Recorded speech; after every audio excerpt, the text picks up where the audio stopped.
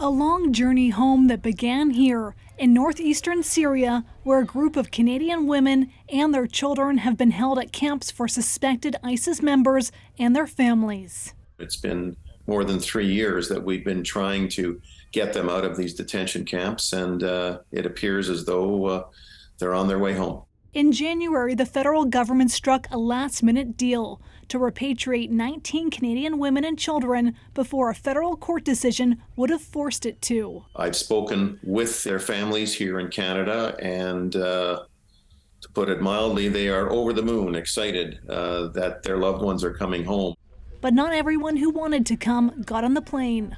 There's no chance, as far as I understand, of my clients or their children being on that flight.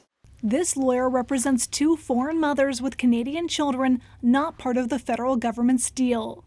She says they faced an ultimatum from Canadian officials: send their children to Canada without them or not at all. The offer here is to separate already extremely traumatized children from the sole provider that they've had. These 6 children belong to a Quebec mother given the same difficult choice. The Prime Minister wouldn't comment on that. The situation in northeastern Syria is incredibly volatile. It is of real concern to everyone around the world, and Canada is watching very, very closely and engaged with all of our responsibilities. They've been in a camp for a long while. This former executive manager at CSIS doesn't believe the women are a national security risk. I don't see them as posing a threat, but they may actually have assisted ISIS in some capacity. But says they could face criminal charges.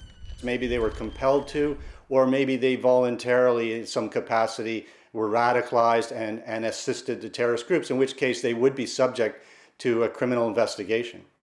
So Ashley, we have seen consequences after other similar repatriations.